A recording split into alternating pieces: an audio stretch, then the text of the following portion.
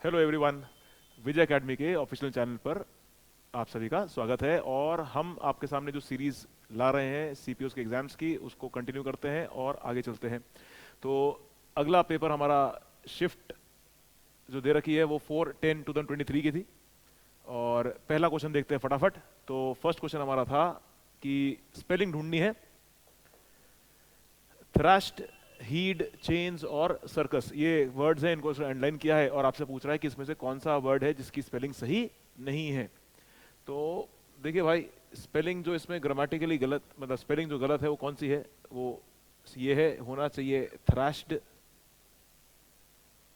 और जिसका मतलब होता है किसी को बहुत बुरे तरीके से पीटना, बहुत बुरे तरीके से मारना, ये वाला भाव बन जाता है। To make to to turn something black and blue. Black and blue का सेंस हमेशा बहुत बहुत ज्यादा बुरे तरीके से पीटने का सेंस, जब शरीर पे नील पड़ जाते हैं ना, वो वाला सेंस बन जाता है ब्लैक एंड ब्लू। तो इसलिए समस्या ये वाली थी, यानी आंसर हमारा बन जाएगा सेकंड। चलिए अगला है, he got a burst of energy and started digging again. तो इसमें ढूंढना है अप्रोप्रिएट ईडियम और select the most appropriate idiom that can substitute the underlined segment in the given sentence, ये पूछ रहा है आपसे वो। और इसमें उसने हमने पूछा कि भाई बर्स्ट ऑफ एनर्जी को अगर तुम जोड़ना चाह रहे हो तो किससे चाह रहे हो। To take the bull by the horns, देखिए to take the bull by the horns का मतलब बन जाता है किसी मुश्किल का सामना, लेकिन कैसे करना, सामने से, सीधे से सामना करना उसका। तो किसी भी मुश्किल का सामना सीधे सीधे करने के भाव को दिखा रहा है take the bull by the horn, ये नहीं है। A fancy by someone, heart on the sleeves, heart on the sleeves का मतलब है एक तरीके से ऐसा व्यक्ति जो अपने इमोशंस को बहुत साफ साफ दिखाता है। अपने इमोशंस यानी चाहे वो खुशी का भाव हो, गुस्से का भाव, वो छुपाता नहीं है, साफ साफ ने व्यक्त कर देता है चीजों को। तो wears his heart on the sleeve. जैसे एग्जांपल के रूप में तो मैं समझाऊं तो देखिए विराट कोहली है। विराट कोहली एक ऐसा खिलाड़ी है जो अपने इमोशंस को क्या करता है, he wears his heart on the sleeves. जो इमोशन होता है वो बिल्कुल स्पीड पर व्यक्त कर देता है, गुस्सा होगा तो गुस्सा होगा, मस्ती के मूड में होगा तो मस्ती भी कर रहा होगा, ऐसा बात कर रहा होता है। और सेकंड विंड, सेकंड विंड का मतलब बन जाता है बर्स्ट ऑफ एनर्जी। तो ये सबसे अप्रोप्रिएट इसका मतलब सिनोनिम के रूप में दिखता चीज बन जाएगा कि ये इडियम इसको रिप्लेस कर सकता है इस प्रतीति के अंदर। अगला है, diplomats believe that bureaucratic delays are inevitable, और इसमें स्पेलिंग मिस्टेक ढूंढनी है। तो ये जो शब्द है ब्यूरोक्रेटिक, इसमें समस्या है। चलिए अगला है चौथा क्वेश्चन। चौथे क्वेश्चन में आपसे बोल रहा है the following sentence has been divided into parts, और इसमें ढूंढना है एरर द नीम। चलिए आइए, बढ़िया सवाल है ये, एक बहुत ही अच्छा क्वेश्चन है पेपर के समझने के लिए। Neem taste a little bitterly but is very useful. अब इस क्वेश्चन को अगर हल करना चाहते हैं तो आपको एक बात समझ में रखनी है, जो एडवर्ब और एडजेक्टिव्स के नियमों को देखकर हल करने में मदद करती है। अंग्रेजी भाषा कहती है कि अगर आपने एक ऐसी क्रिया का इस्तेमाल किया जो आपके इंद्रियों पे काम करती है, जैसे कि वर्ब ऑफ थिंकिंग, इमोशन वाली जो क्रियाएं हैं, एहसास वाली क्रियाएं हैं, अगर आपके पास ये वाली क्रिया आ गई, तो अगर हम इस क्वेश्चन को देखें, नीम टेस्ट्स, तो ये जो टेस्ट वर्ड है, अंग्रेजी भाषा में टेस्ट वर्ड के दो मतलब है। टेस्ट का एक मतलब है स्वाद, टेस्ट का एक मतलब क्या है, स्वाद, और टेस्ट का दूसरा मतलब क्या है, किसी चीज को चखकर देखना, चखकर पता लगाना कि सही बराबर उसमें मसाले हैं कि नहीं है। जब टेस्ट वर्ड का मतलब स्वाद के सेंस को जोड़ दे, तब वो कहता है कि आप इसके साथ आईएनजी का इस्तेमाल नहीं कर सकते, यानी ये बन जाती है एक एहसास वाली क्रिया। और जब ये टेस्ट वर्ड का मतलब किसी चीज को खाकर पता लगाना है और देखना है कि मिर्च मसाले बराबर है कि नहीं है, तब वो कहता है कि आप इसके साथ आईएनजी लगा सकते हैं, यानी तब ये बन जाती है टेम्पररी एक्शन। ठीक, अब ये क्वेश्चन देखते हैं, ये नीम टेस्ट्स अ लिटिल बिटरली। अब इस क्वेश्चन को हम देखें तो यहां पर रखा हुआ जो ये टेस्ट शब्द है, इसके अंदर किसी चीज को खाकर पता लगाने वाला भाव ना होकर हमें जो मिल रहा है वो मिल रहा है टेस्ट का ये वाला भाव, जिसमें हमने क्या कहा, स्वाद। तो जैसे ही टेस्ट का भाव स्वाद का हुआ तो ये बन गई एहसास वाली क्रिया। अपने को जब ये बात न समझ में आई तो अंग्रेजी भाषा का एक और नियम आया, उसने बोला अगर तुम्हारे पास एहसास वाली क्रिया है तो एहसास वाली क्रिया को कभी भी एक एडवर्ब के माध्यम से मॉडिफाई नहीं किया जा सकता। दोबारा सुन लीजिए, मैंने क्या कहा? एक एहसास वाली क्रिया जिसका इस्तेमाल वाक्य में हो तो उसको मॉडिफाई करने के लिए कभी भी एडवर्ब का प्रयोग नहीं होता। उसको मॉडिफाई करने के लिए अंग्रेजी भाषा कहती है कि आपको एडजेक्टिव का इस्तेमाल करना पड़ेगा। इसलिए यहां पर अगर हम देखें तो the neem taste a little bitter, हमें चाहिए एडजेक्टिव, एडवर्ब नहीं चाहिए। भले ही मेरे पास यहां पर एक वर्ब है, लेकिन ये वर्ब है कौन सी? इंद्रियों पे काम करने वाली, यानी एहसास वाली क्रिया है। तो जब ये एहसास के सेंस को दिखाए तो इसके साथ कभी भी एडवर्ब ना इस्तेमाल करें, हमेशा किसका इस्तेमाल करें? एडजेक्टिव का। जैसे एग्जांपल एक दे देता हूं, ही लुक्स सैड। तो अगर हम यहां पर देखें लुक्स, तो लुक्स का मतलब देखना नहीं है, यहां पे लुक्स का मतलब है प्रतीत होना। तो जब लुक का मतलब प्रतीत होना बन जाए तो इसको मॉडिफाई कौन करेगा? एक एडजेक्टिव करेगा, एडवर्ब नहीं कर सकता। तो ही लुक्स सैडली नहीं, क्या होगा? He looks sad. She looks beautiful, she looks beautifully नहीं। अब सोच के देखो, शी लुक्स ब्यूटीफुल। क्यों? क्योंकि लुक का मतलब यहां पर क्या है? प्रतीत होना। और प्रतीत होने के भाव को दिखाते हुए आप इसके बगल में एक एडवर्ब ना लेकर एक एडजेक्टिव यानी कि विशेषण का इस्तेमाल करेंगे। नियम ये है, इसलिए क्वेश्चन ऐसा है। तो हो गया the neem taste a little bitter, इसलिए हमारा आंसर बन जाएगा पहला, a little bitter. Select the option that will improve the underlined part of the given sentence. The village Seoni is located 113 kilometers away from the capital city of MP, Bhopal. चलिए, तो कह रहा है the village Seoni is located 113 kilometers away from the capital city of MP। Adjacent का मतलब तो पास होता है, बोल नहीं रहा है क्योंकि बात तो इस रेफरेंस दिख रही है कि दूर का देना चाहता है, तो इसको हटा दीजिए। प्रोक्सीमेट फ्रॉम, लगभग, ये बिठा दीजिए। नियर फ्रॉम, ये बिठा दीजिए। तो इसको अगर रिप्लेस करना हो तो हम किससे कर सकते हैं? चौथे से, क्योंकि बात तो किसकी हो रही है? दूरी की हो रही है। तो दूरी के भाव को दिखाते हुए far from the capital city of MP, Bhopal. Answer ये बनना चाहिए। Select the most appropriate antonym of the given word. Word है क्रेडिट। अब देखिए, जब आप क्रेडिट वर्ड की बात करते हो तो ये आपके रोज अकाउंट्स में आता है। मतलब आप अगर आप डेबिट कार्ड यूज करते हो या आपके बैंक में जब पिताजी या माताजी पैसे डलवाते हैं, आप नौकरी पेशा करने वाले लोग हैं, आपके अकाउंट में सैलरी आती है, तो वहां पे लिखा आता है this much amount has been credited. तो कॉमर्स की भाषा में क्रेडिट का मतलब अगर हम समझें इस परिस्थिति में, यहाँ पर अगर हम देखें ऑप्शन के हिसाब से, तो क्रेडिट का सेंस हो सकता है एक कौन सा ऐसा चीज जो आपके अकाउंट में पैसा दिया जा रहा है आपको, तब सैलरी आपके अकाउंट में क्रेडिट होती है। ठीक। डेबिटेड का मतलब हो जाता है बिल्कुल उसका उल्टा, जहां पर पैसा आपके अकाउंट में से बाहर निकाला जा रहा है।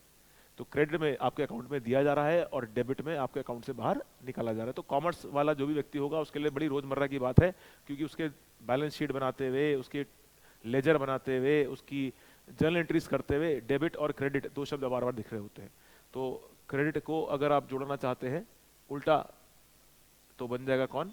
डेबिट। डेबिट का मतलब है कि आपने पैसे उसमें से हटा दिए, काट दिए, ये कहने का मतलब है। अब रही बात इंप्यूट की, तो इंप्यूट का मतलब बन जाता है ब्लेम करना किसी गलत काम के लिए।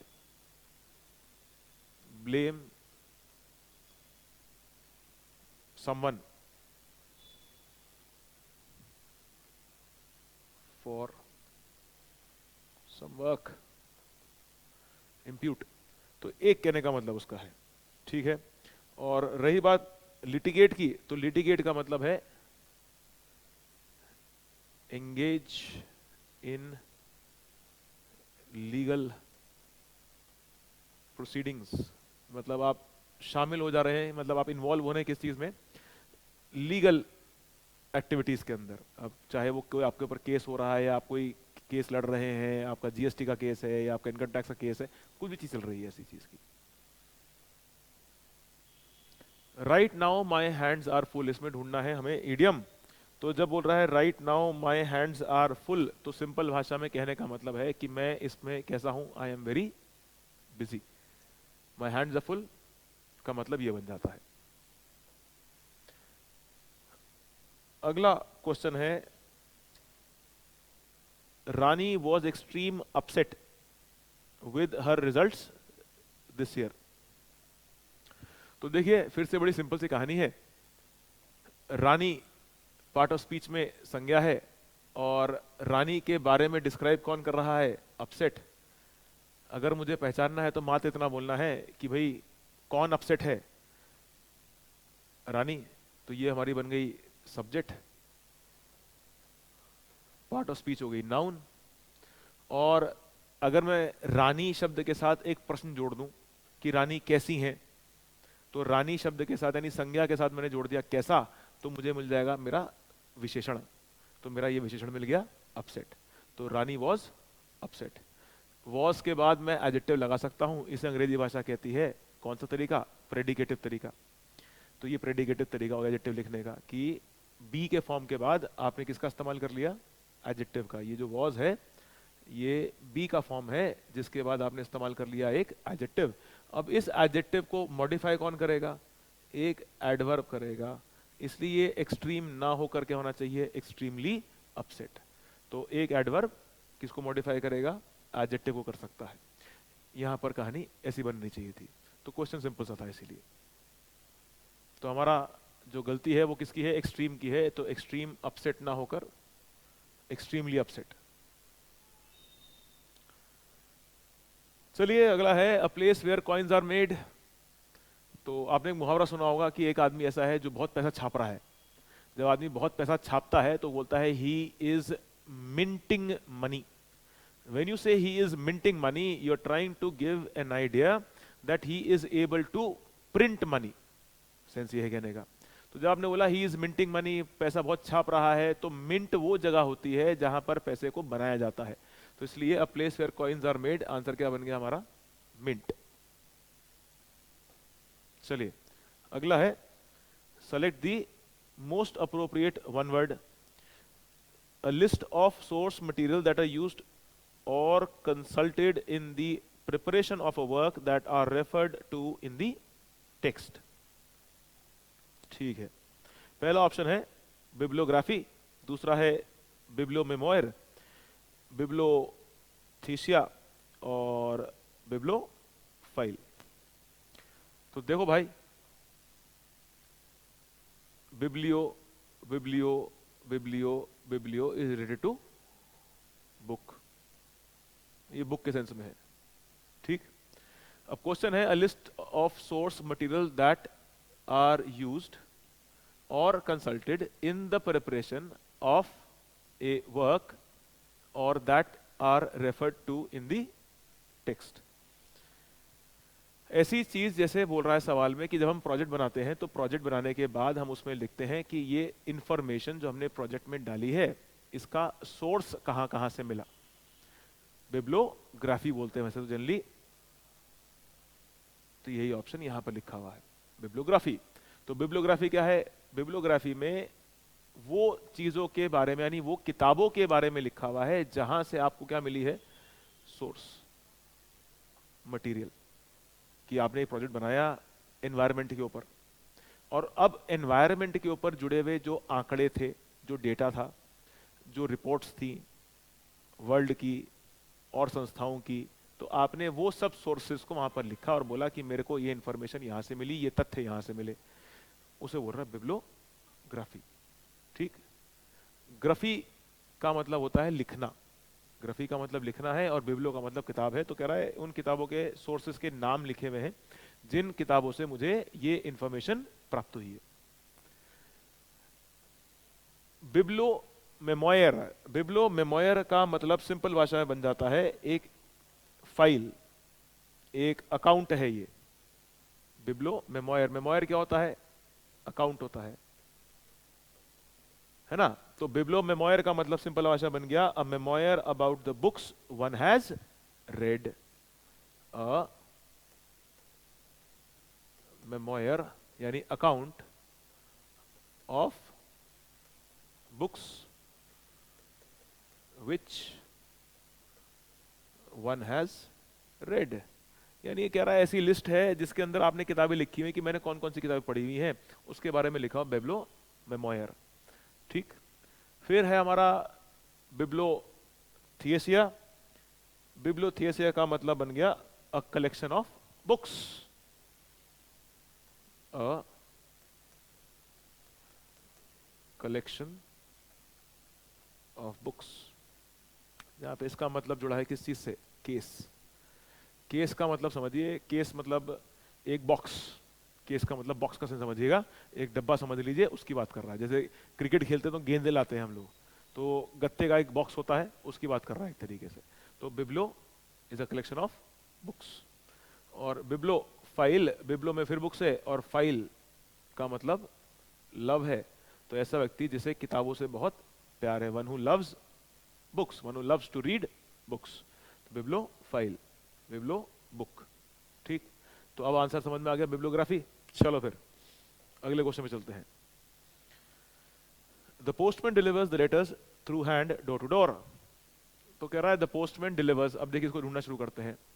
द पोस्टमैन, ये हो गई हमारी वर्ब, पोस्टमैन सिंगुलर है तो वर्ब की फर्स्ट फॉर्म में लगा है एस और S.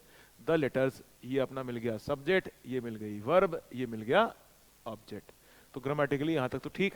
The postman delivers the letters through hand door to door. अब डोर टू डोर का मतलब है एक दरवाजे से दूसरे दरवाजे। ये नाउन में पूछा गया सवाल होता है बहुत बार, पर यहां पे ग्रामेटिकली बिल्कुल सही है, क्योंकि प्रेपोजिशन के पहले रखा हुआ नाउन और उसके बाद रखा हुआ नाउन एक जैसा है, अलग अलग नहीं है, इनको सिंगुलर फॉर्म में ही होना चाहिए, इसलिए ये भी ठीक है। अब सवाल ये है थ्रू हैंड होगा कि नहीं होगा। तो देखिए डिलीवर्स के साथ इस परिस्थिति में बाय आना चाहिए, डिलीवर्स बाय हैंड, कंडीशन ये है। तो डिलीवरी कैसे दी जा रही है, by hand. Deliver by hand का मतलब है पर्सनली वहां पर जाकर दिया जा रहा है, तो वो पर्सनली वहां पर जाकर देने के भाव को अंग्रेजी भाषा में क्या जाता है, deliver by hand, not through. इसलिए हमारा answer third. Boil the ocean, कह रहा है भैया बॉयल दी ओशन का मतलब आपके हिसाब से क्या है। तो बॉयल दी ओशन का मतलब है, सिंपल सी बात है, सोच के देखो यार, तुम समुद्र को कैसे उबाल दोगे, है ना। तो बॉयल दी ओशन का सेंस क्या है, you are trying to do something impossible, आप ऐसी चीज करने की कोशिश कर रहे हो जो संभव नहीं है।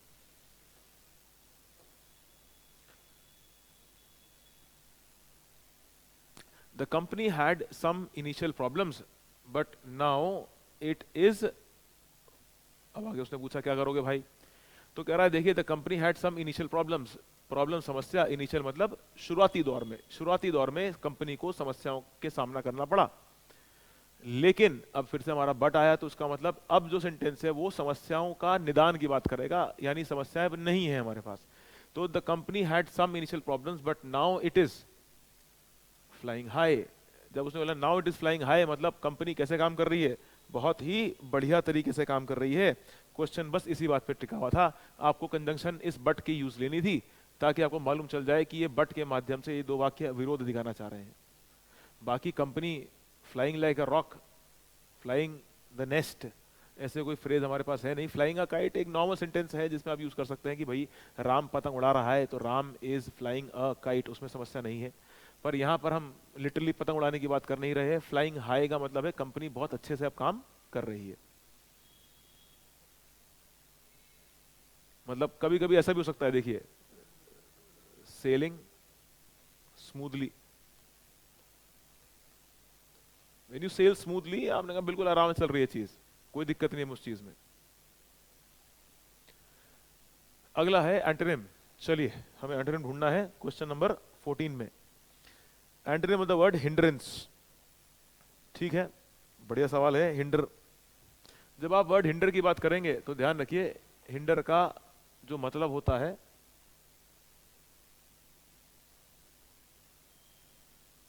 ये जो वर्ड हिंडर है इसका मतलब बन जाता है किसी चीज के रास्ते में बाधा उत्पन्न करना। So something which acts as a hindrance is a hurdle. ये एक हर्डल बन जाता है, ये एक रुकावट के भाव को दर्शाता है। तो हिंडर रुकावट, हर्डल रुकावट। आपके पेपर में एक वर्ड आता है इम्पीड, रुकावट।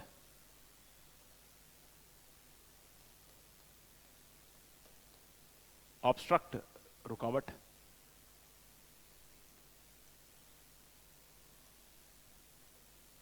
हैम्पर, रुकावट। ये कहीं ना कहीं सारे शब्द कहीं ना कहीं क्या है, रुकावट के भाव को दिखा रहे होते हैं। तो अब उसने बोला यार मेरे को क्या चाहिए, I need an antonym. The refreshing breeze blew through the open window bringing relief for the summer heat. तो अब उसने बोला देखो हिंडर का मतलब रुकावट का भाव है, तो उसका उल्टा अगर तुम ढूंढोगे तो उस कहानी में कहा है रिफ्रेशिंग ब्रीज। रिफ्रेश करने का मतलब होता है ऐसी चीज जो आपको तरोताजा कर दे। ब्रिंगिंग तो लाने का भाव है। ब्लू ब्लोन, ये बहने का भाव हो सकता है। फूक मार रहे हैं, ब्लू ब्लोन, फूक मारना भी हो सकता है, बहना ये वाला भाव हो सकता है। अब आंसर आपका पहला या चौथे में से कोई बनना चाहिए मोस्ट प्रॉब्ली, है ना। तो देखो भाई उसने क्या बोला, the refreshing breeze blew through the open window bringing relief. तो कोई चीज ऐसी थी जो रास्ते में रुकावट पैदा कर रही थी, लेकिन अब उसने आराम दिया हमें, तो रिलीफ दे दिया हमें उस चीज को। तरोताजा नहीं, क्या किया, हमें आराम दिया उस चीज से, तो इसलिए रिलीफ ज्यादा अच्छा आंसर बन जाएगा। The new professor is liked by his students for his amiable approach। अब देखिए amiable का मतलब सिंपल भाषा में होता है, मतलब इसके आसपास के वर्ड लिख रहा हूं, friendly, lovable,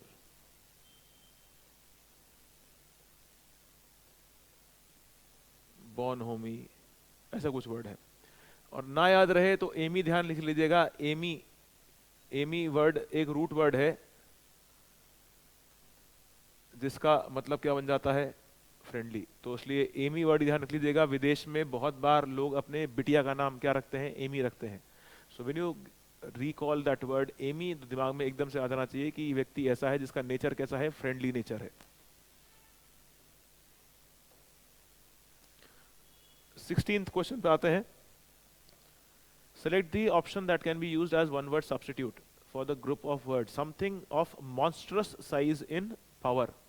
Something of monstrous size. Monstrous का मतलब है मतलब राक्षस की तरह। मॉन्स्टर तो राक्षस होता है।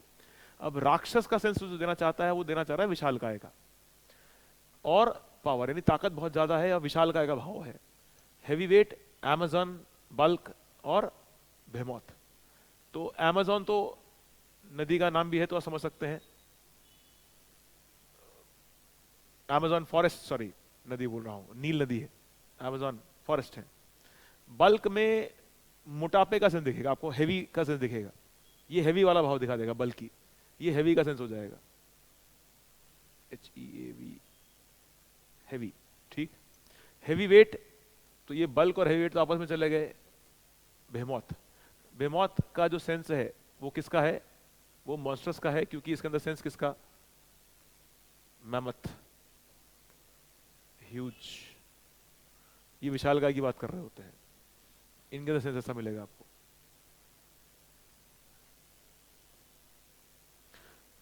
सेवेंटीन्थ क्वेश्चन पे चलते हैं। Select the appropriate synonym of the given word spontaneous.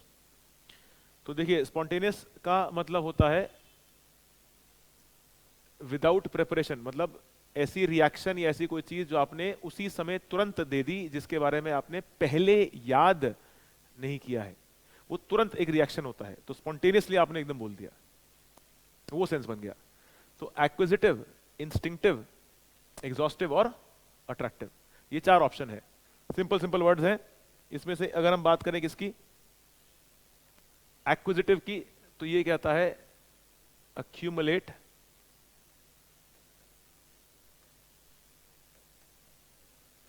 Materialistic things,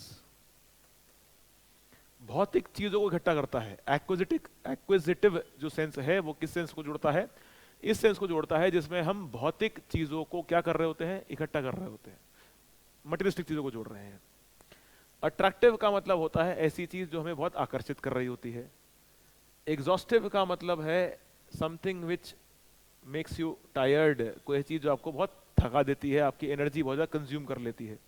और इंस्टिंक्टिव क्या मतलब क्या होता है, ऐसी चीज जो आपके अंदर इनबॉर्न होती है, इनबॉर्न है, इनेट है। इंस्टिंक्ट्स ऐसी होती हैं, तो इंस्टिंक्ट जब काम करती है तो वो इनेट क्वालिटी होती है, इनबॉर्न क्वालिटी होती है, तुरंत अपने आप रिएक्शन देती है बॉडी। जैसे फॉर एग्जांपल एक शेर है, उसे भूख लगेगी, भूख लगेगी तो इंस्टिंक्टिवली क्या करेगा, वो सामने रखा हुआ मांस या किसी भी जानवर को क्या करेगा, शिकार बना देगा अपना। वो इंस्टिंक्ट है, उसके अंदर इनबॉर्न क्वालिटी है उसकी, वो स्पॉन्टेनियस आंसर से समझ लीजिए ऐसा।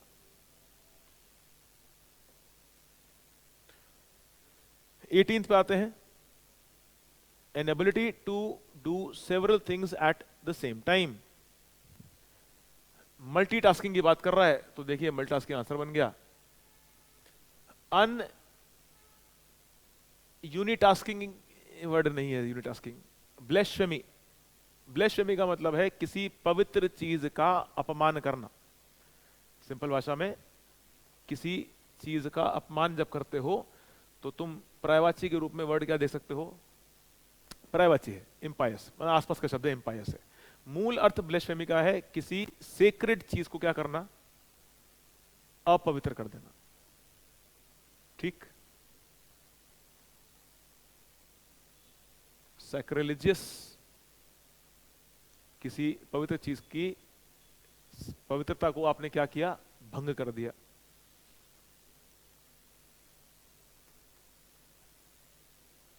ये कॉमन वर्ड्स हैं जो आपको एग्जाम में मिल जाएंगे, ध्यान रखिएगा। और रही बात हमारे इंडिक्टमेंट की, तो इंडिक्टमेंट में जो सेंस है वो सिंपल इतना है कि लीगल डॉक्यूमेंट है। इंडिक्टमेंट क्या होता है, ये एक लीगल डॉक्यूमेंट, एक ऐसा आधिकारिक दस्तावेज है विच tells us about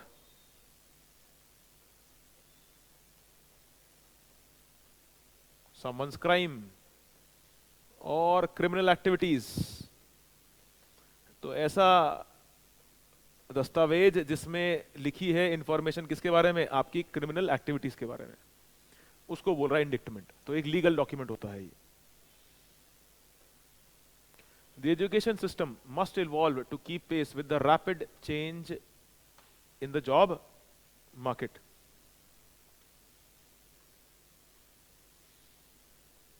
चलिए, अपना क्वेश्चन इस बात को लेके है।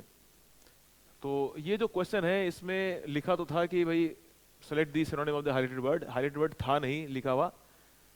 मान लेते हैं इवॉल्व को लेके चल रहे हैं, तो इसलिए लेके चल रहे हैं मैं इवॉल्व को क्योंकि सेंसर का मतलब तो किसी को रोक लगाने का है और अपने को ढूंढना है सिनोनिम। डिमोलिश करने का मतलब है ध्वस्त करने का भाव, इसलिए इसको बिठा देते हैं। कंसील करने का मतलब होता है छुपाना, और एमनेट करने का मतलब होता है एक तरीके से किसी चीज को स्प्रेड कर रहे हो, प्रोसीड करा रहे हो, मतलब सुनाई दे रहा है आपको कोई चीज, तो कहने का मतलब है, डेफिनेशन मिलेगी टू फ्लो आउट, प्रोसीड। और अगर ये याद ना रहे तो सोच के देखिए, एमिनेट करने का मतलब कुछ ऐसा होता है, जैसे हम वर्ड याद करते हैं एमिट, एमिट वर्ड याद करते हैं, तो एमिट में क्या होता है, लाइट एमिट हो रही है, तो लाइट एमिट हो रही है मतलब लाइट स्प्रेड हो रही है, उसमें से निकल रही है लाइट।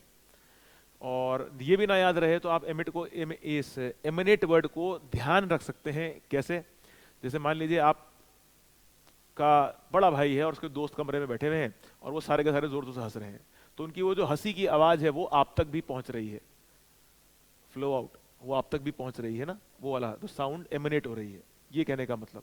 तो इवॉल्व होने का मतलब भी क्या होता है, इवॉल्व होने का मतलब होता है आप एक पॉइंट से विकसित हो रहे हैं।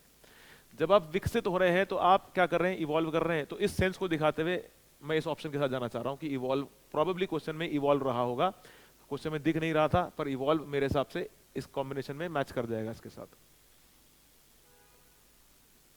Select the most appropriate antonym of the given word. देखिए, वेग का मतलब सिंपल भाषा में होता है अनक्लियर, अस्पष्ट।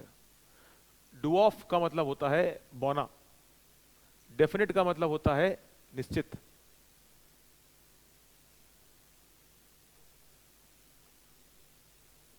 रीगल और एलिगेंट। रीगल का मतलब होता है रॉयल और एलिगेंट का मतलब होता है समथिंग गुड लुकिंग। ठीक, तो अगर हम देखें तो वेग अनक्लियर है, अनक्लियर का उल्टा क्या बन जाएगा? डेफिनेट बन जाएगा।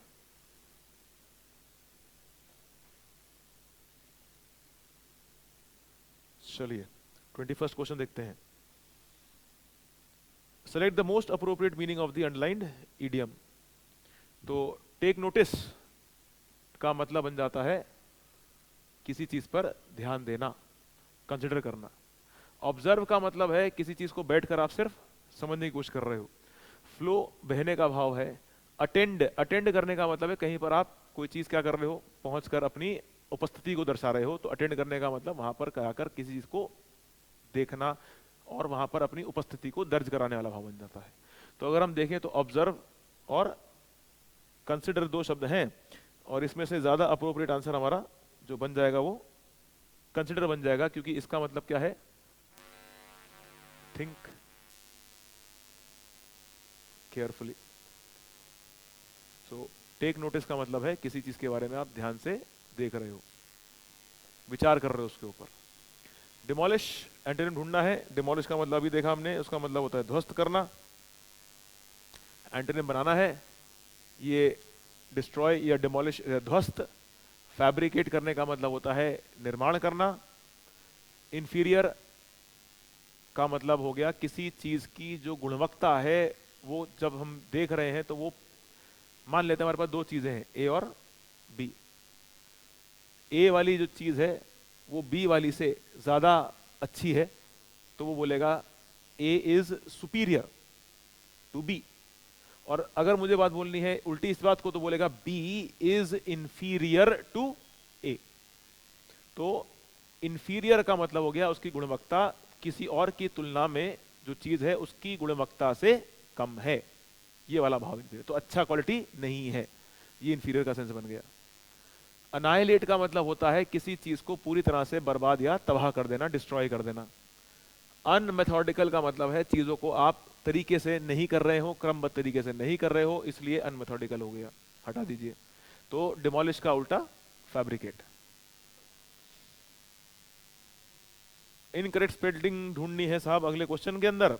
तो इनकरेक्ट स्पेलिंग हमारी बन जाएगी कंबरसम, क्यूमुलेटिव, कैरिकेचर और क्लिक। तो अब गणित वाले जो भी व्यक्ति हैं फटाफट देखें बोर्ड पर, तो आप अपना आंसर बना लेंगे।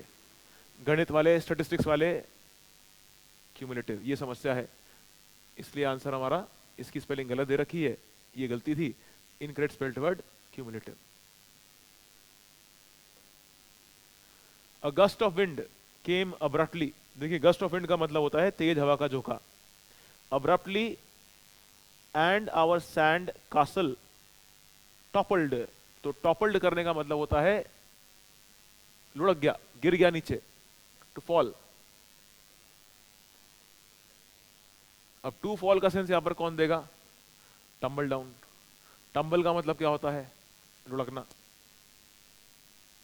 टम्बल में सेंस किसका? लुढ़कने का। और हमने पिछले पेपर में भी किया है, एक दो पेपर जो हमने पहले किए हैं उसमें वर्ड आता है टम्बलर।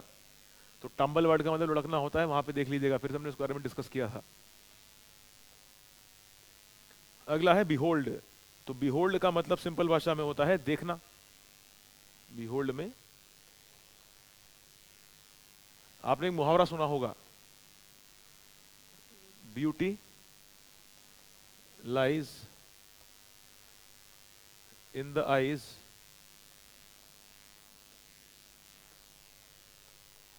Of the beholder. सुंदरता देखने वाले की आंखों में होती है। तो बिहोल्डर कौन है?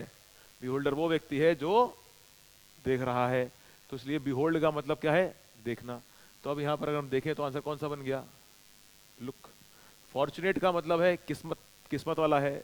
प्रिडिक्ट का मतलब है भविष्यवाणी कर देना। बर्डन का मतलब है बोझ।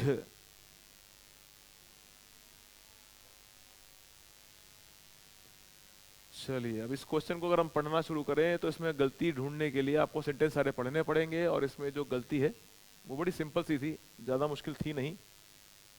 बहुत ही सिंपल सा वर्ड उसने पकड़ा है जो गलती के रूप में रखा हुआ है, और वो कौन सा वर्ड था? हाइजीन। हाइजीन की स्पेलिंग गलत लिखी थी, HYGIE,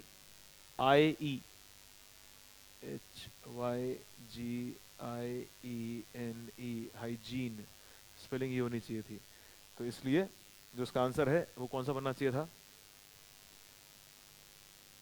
second, our health depends not just on our nutrition but personal hygiene.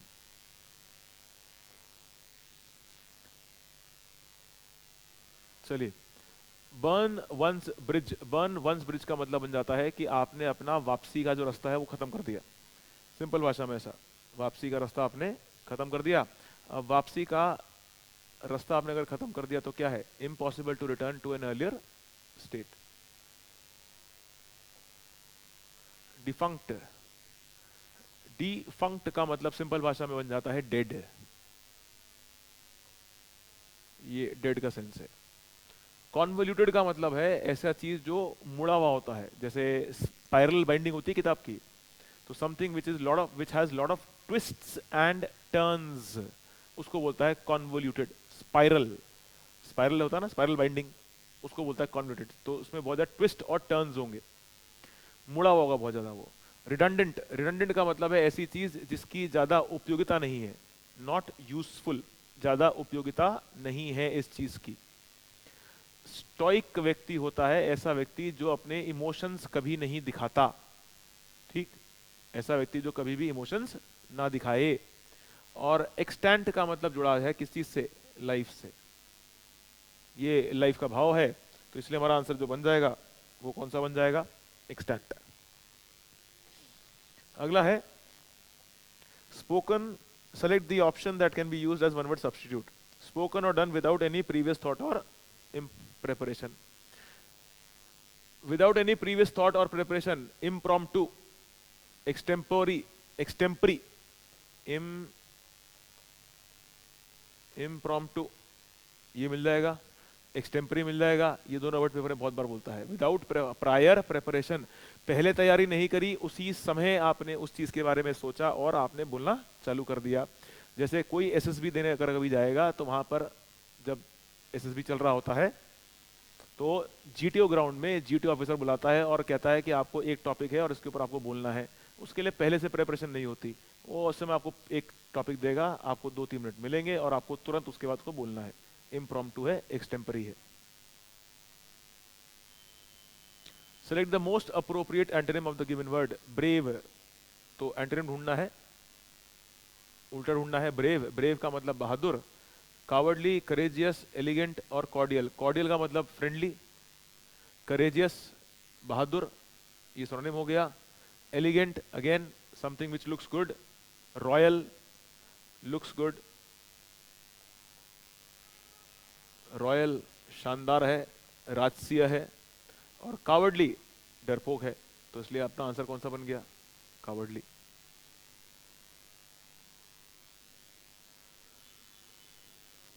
चलो भाई 31 देखते हैं। Select the most appropriate idiomatic expression. I had to work late and in the night for nearly 3 months to write my first book.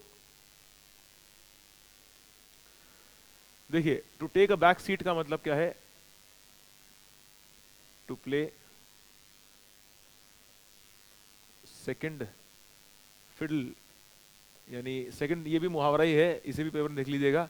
To play second fiddle का मतलब क्या है? ऐसा व्यक्ति जो प्राइमरी रोल में नहीं है, यानी कौन सा रोल खेल रहा है? Plays secondary role, primary role में नहीं होता है, वो सेकेंडरी रोल खेल रहा होता है वहां पर जाकर। तो टेक द बैक सीट का मतलब ये है। To blow a fuse, anger का सेंस है, गुस्से का भाव है। To look through coloured glasses, to look through coloured glasses का मतलब है ऐसा व्यक्ति जो हर समय देखता है दुनिया को बहुत सकारात्मक रूप से। वो हमेशा पॉजिटिविटी के साथ काम करता है और कहता है दुनिया में जो भी चीज़ हो रही है, जो भी चीज़ हुई और जो भी चल रही है अच्छी ही हो रही है, गलत कुछ नहीं हो रहा। तो ये बहुत ही सकारात्मकता के साथ काम करने वाला व्यक्ति है। यहाँ पर कलर्ड ग्लासेस का सेंस क्या है? ऐसा व्यक्ति जिसकी सोच हमेशा कैसी है? पॉजिटिव बातों को ही देखती है, नेगेटिव बातों को नहीं देखती। To burn the midnight oil, to work late in the night. हमारा आंसर बन जाएगा फोर्थ।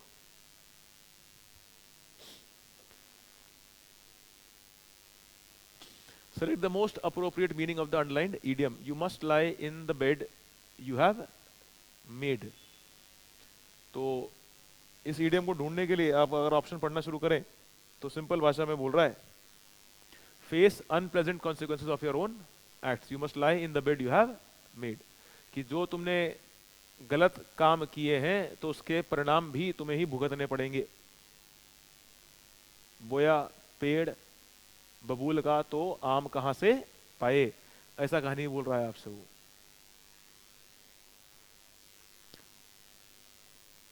अगला है स्पेलिंग एरर ढूंढना है। The rolling waves on the beach were so tranquil and soothing. अब देखिए वर्ड कितने सालों से पेपर में आ रहा है, ट्रैंक्विल, ये स्पेलिंग है, यही समस्या है। ये पेपर में इतनी बार पूछ चुका है, ध्यान रखिए ट्रैंक्विल का मतलब होता है शांत, TRANQUIL, ट्रैंक्विल बोल रहा होता है उसको वो चीज, ठीक है। ओपन योर हार्ट, इस ईडियम को पूछ रहा होगा वो आपसे, कह रहा है ओपन योर हार्ट का मतलब क्या है? ओपन योर हार्ट का मतलब सिंपल भाषा में है शेयर योर डीपेस्ट फीलिंग्स, अपने भावनाओं को व्यक्त करना। Our director took the meeting and asked us to express our views on dash of the new HR policy. तो अब देखिए इसमें आपको ये जो पॉइंट्स हैं इसमें जो उसने ऑप्शन दे रखे हैं, इसको अगर हम समझें, प्रोज एंड कॉन्स का मतलब है फायदा नुकसान, प्रोज कॉन्स, फायदा नुकसान। तो our director took a meeting and asked us to express our views on dash of the new HR policy.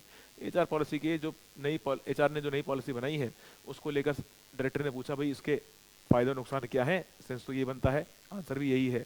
पर फिर भी अप्स एंड डाउन्स का मतलब है उतार चढ़ाव, जिंदगी में जो चेंजेस आते हैं, कि हर किसी की जिंदगी में क्या होंगे? उतार और चढ़ाव आएंगे, यानी बदलाव आएंगे। कभी अच्छा समय होगा, कभी बुरा समय भी होगा, ऐसा बात बोलता है अप्स एंड डाउन्स में। तो good time and bad time की बात करता है अप्स एंड डाउन्स।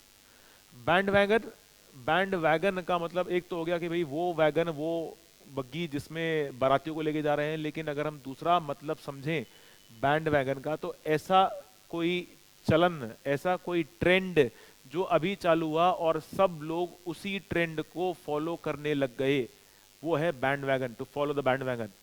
कि अगर किसी ने आजकल बेल बॉटम पहनना शुरू किया तो अब हर कोई क्या कर रहा है? बेल बॉटम ही पहन रहा है, तो हर कोई नए चलन के पीछे चल पड़ा है उसमें, वो है बैंड वैगन का मतलब, ये वाला भी। और द हुक, द हुक का मतलब मुड़ा हुआ होता है, तो एक तरीके से जो सेंस है कुछ ना कुछ गलत सेंस में जा सकता है, पर द हुक का मतलब कुछ इस तरह समझिए, क्वेश्चन मार्क, ये हुक का फॉर्म है, इसी को हुक बोल रहा है। चलिए अगला है क्वेश्चन नंबर हमारा 36। Luckily, I managed to get a room in the college hostel, and I move in there. Luckily, I managed, verb की second form. I managed to get a room in the college hostel, and I move. अब देखिए दोनों sentence एक दूसरे पर निर्भर कर रहे हैं अपने अर्थ को पूर्ण करने के लिए, तो डिपेंडेंट है। और इस परिस्थिति में अगर हम देखें तो ये जो I move है ये वर्ब की फर्स्ट फॉर्म है, इसलिए ये प्रेजेंट टेंस में ना होकर क्या होना चाहिए था? पास्ट में। I moved in their, simple सा क्वेश्चन ये था। तो यानी आंसर क्या बन गया? ये हमारा थर्ड ऑप्शन। 37 देखते हैं। Select the option that can be used as one word substitute. देखिए वर्ड कितनी बार पिछले पेपर में भी आ चुका है, पिछले सेट में पूछा जा चुका है। प्रिटेंड करता है, ढोंग करता है। Practices those very moral lapses, moral lapses मतलब नैतिक सिद्धांत दिखाता है लेकिन होते नहीं है उसके अंदर। तो ऐसा आदमी कौन होता है? हिपोक्रेट होता है, जिसे हमने बात पिछले वीडियो में भी देखा था, दोगला आदमी होता है, ऊपर से कुछ और अंदर से कुछ और। स्पाई जासूस, एक्टर अभिनेता, सिनर पापी। अगला है हमारा the compulsion to tell lies. तो कंपल्शन टू टेल लाइज में अगर आप ढूंढोगे तो आपको मिलेगा माइथोमेनिया, निम्फोमेनिया, मेगलोमेनिया और पायरोमेनिया। देखिए पायरो का मतलब होता है फायर और मेनिया है मैडनेस। मतलब ये ऐसा व्यक्ति है जिसके अंदर एक कंपल्सिव डिजायर है क्या करने की, आग लगाने की। तो ये अच्छी चीज नहीं है, ये मॉर्बिड ऑब्सेशन है, नॉट अ गुड थिंग। एक ऑब्सेशन होना यानी किसी चीज के प्रति आपको इतना ज्यादा करने की इच्छा होती है कि आप गलत काम भी कर दोगे उसके लिए। तो ऐसा व्यक्ति जिसे आग लगाने के लिए क्या है, एक कंपल्सिव डिजायर होती है कि उसने आग लगा देनी है मैंने चीजों में। तो पायरो को ध्यान रखिए, पायरो रूट वर्ड है जिसका मतलब क्या है, फायर। पायरो बहुत बढ़िया रूट वर्ड है, पेपर में बहुत आता है, ध्यान रखिएगा। निम्फोमेनिया, मेनिया फिर मैडनेस है, और निम्फ का मतलब है यंग वुमन, यंग गर्ल, और इसका सेंस जुड़ा है सेक्सुअल डिजायर से, फिजिकल एस्पेक्ट से जोड़कर कि सेक्सुअली जो व्यक्ति बहुत ज्यादा इंक्लाइंड होता है सेक्स के प्रति, स्पेशली फीमेल के सेंस में, उसके लिए बात करता है। अगला वर्ड है मेगालोमेनिया। मेगा का मतलब होता है ह्यूज, और मेनिया फिर मैडनेस। और मेगालोमेनिया के अंदर पागलपन है किस चीज का, to get a lot of power. सबसे सर्वशक्तिमान बनना चाहता है ये, बहुत ज्यादा ताकत चाहिए इसको, बहुत ज्यादा पावर चाहिए इसको, वो मेगालोमेनियक है। और माइथोमेनिया कंपल्शन टू टेल लाइज, झूठ बोलता है ये।